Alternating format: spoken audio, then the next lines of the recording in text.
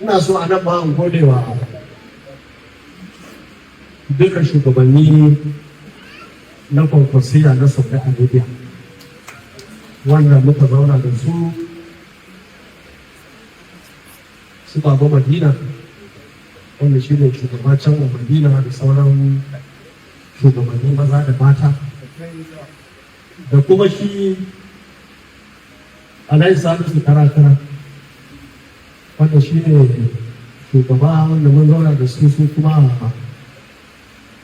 Maka kuma da mambobinsu da suka zo muka tattauna muka yi hotuna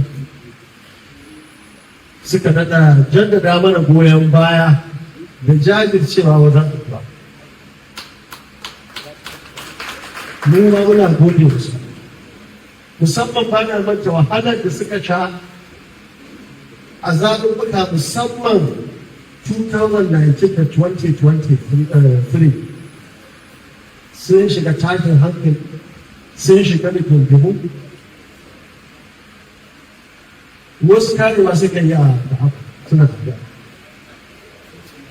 amma yanzu da ita ɗan adam shekar kansa suna ganin abin da ya biyo baya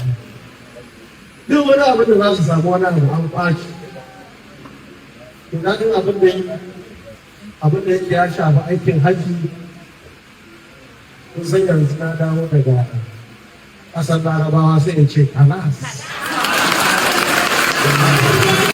ina so in gode wa shugaba Sheikh Sani Yalwa wanda da shi ne shugabansu amma ya samu lalura yanzu ya dawo gida muna addu'a Allah ya ba shi lafiya kuma muna gode wa dukkanin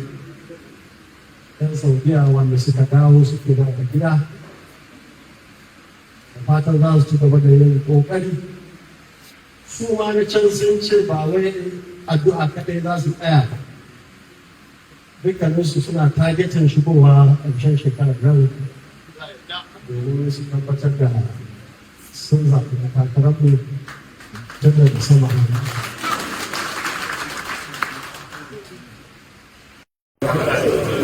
Awalnya buat apa saja? Gimana tahu? Atau kelaga?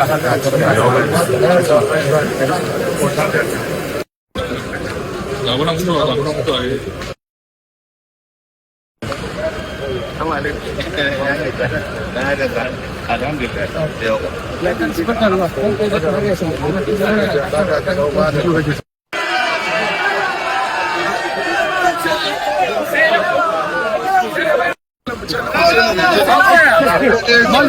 Alhamdulillah.